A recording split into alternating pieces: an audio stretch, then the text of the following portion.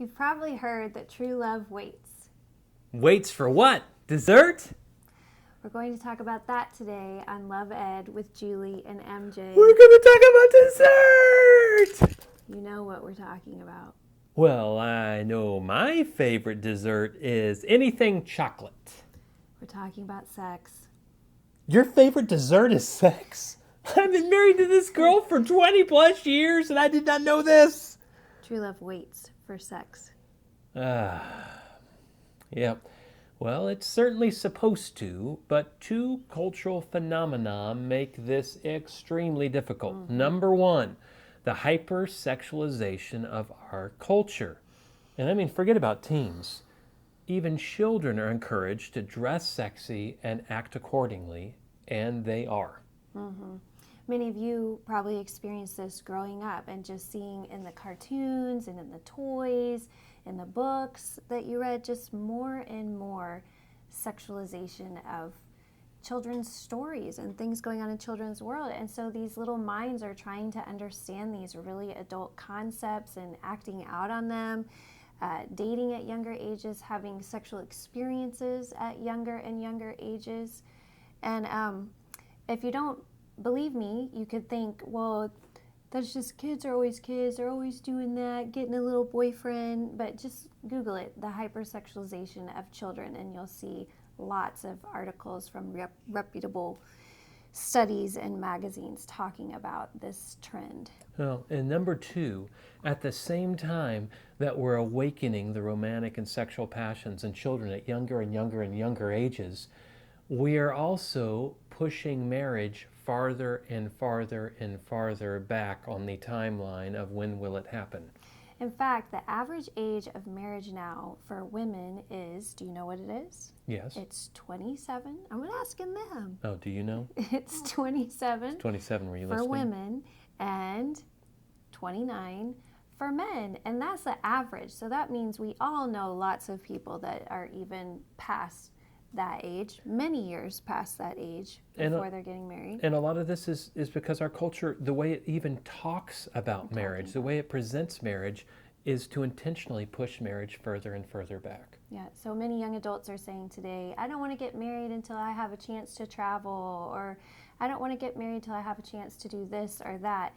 And even the adults are contributing to the conversation and influencing later and later. When our oldest child graduated from high school and one of our friends was asking him, do you have a girlfriend? And he said no. And they're like, oh, well, you don't need to worry about that for another 10 years. You know, you need to get established in your career, graduate and get into your career. I thought, I don't want him to wait 10 years.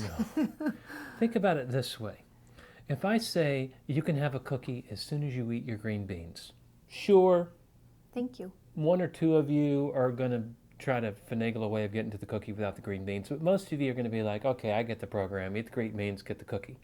But if I said to you instead, go ahead and keep eating green beans, meal after meal, day after day, and someday, if you're really good, you might get a cookie. Maybe. Most of you in that case, one of those days are going to be sneaking into the cookie jar. You know what I'm talking? You know who I'm talking about.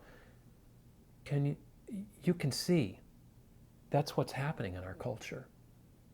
People are like, I can't wait for, I want that, and I can't wait forever.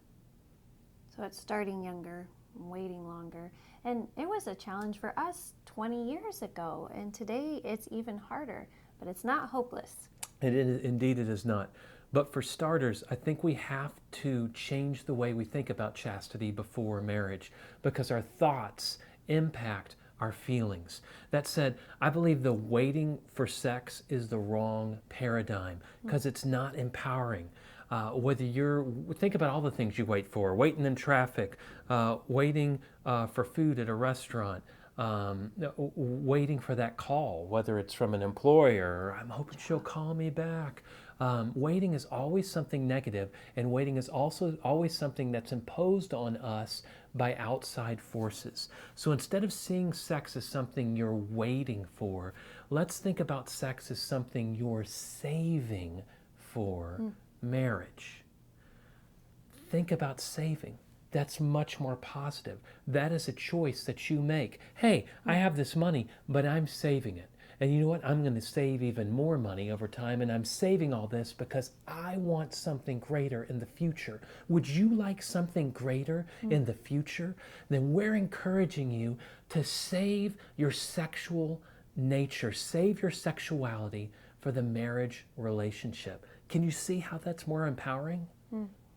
And we're here to help you in that endeavor. I hope in so. the coming weeks, we're going to share the top 10 benefits of saving sex for marriage. It sounded kind of like that. Condiments. In the meantime, be sure to like us on Facebook and follow us on Twitter, because we share inspiration for saving sex on both networks every single day, not including Sunday, because that's a day of rest.